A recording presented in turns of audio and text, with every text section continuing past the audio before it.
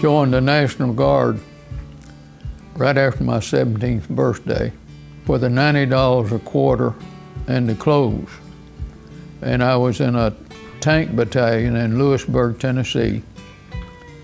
And I become a tank driver, corporal. Before I left, I was waiting to join the Navy with another guy, and he had failed the test that they gave, and I was waiting for him to get ready, but could go.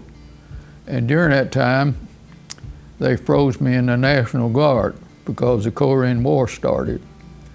And I sure didn't want to go to Korea in the tank, but I went to the Navy then, and we were supposed to go to San Diego. We left out of Nashville, Tennessee.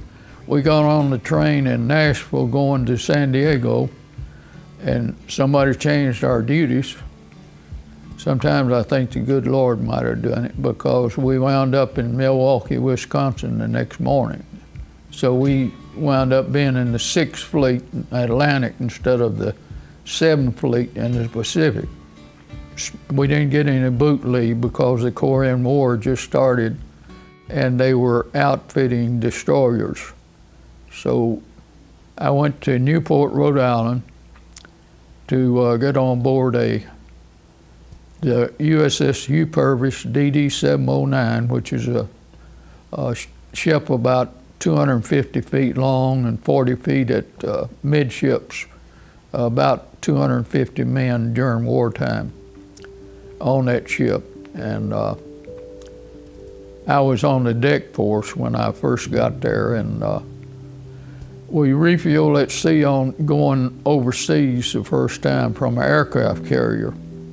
And they refueled off the main deck, and we lost 3 people overboard.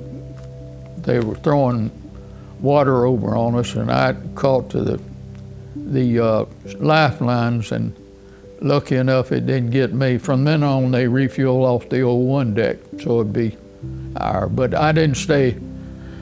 I was in the deck force probably 8 or 10 months.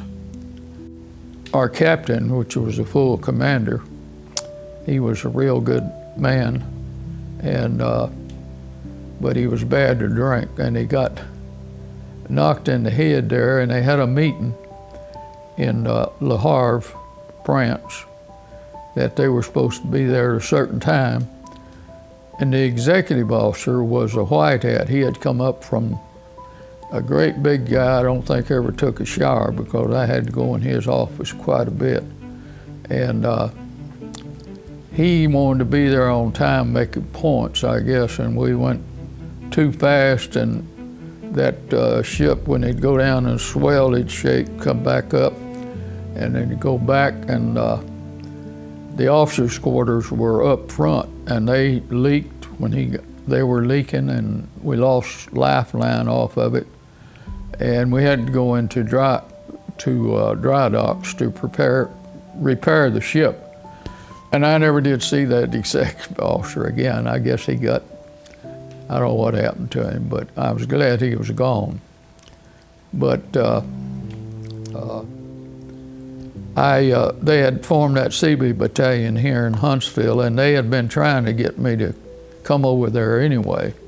And I worked with the commanding officer of the CB here in Huntsville. So I went to them, and then later, after about 3 or 4 years, well, maybe longer than that, I went to the regiment out of Atlanta. And most of the time I went to one of the, very seldom trained in Huntsville. Usually I went to one of the other battalions. But I was called back for Desert Storm, and I was almost 60 then. But I was, there again, the good Lord was taking care of me. I went to the headquarters of the CBs, and I actually saw $1 billion checks from Kuwait. They paid for that war. And I was thankful that they asked me if I would still want to Kuwait, and I never did want to go to Kuwait, so I came back home after a couple of weeks. But anyway, those people that did go to Kuwait that worked outside on the bulldozers and whatnot, and that oil smoke, a lot of them died within 10, 15 years.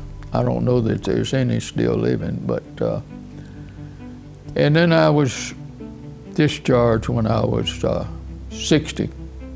Well, when I was the mail clerk on board the ship, anybody got a Dear John letter, we didn't have a chaplain on board. They come to me and talked about it a good bit, so I just said I was a chaplain. And if somebody didn't get mail, we didn't get mail very often because most of the time it was 6 or 8 weeks. One of the things was I usually got at least 40 bags of mail, and most of the time it was high-lined off of a aircraft carrier. And when I picked up the mail, when we was overseas one time, I smelled something, and it smelled rotten. So I thought, who in the world would put something in here to get like that? So I got to it, and it happened to be addressed to me. My mother knew I liked country ham and angel food cake, and it had been about 8 weeks since she had mailed it, and it wasn't, I didn't try to eat it. It didn't smell too good. But that's about all the chaplain duties I've done.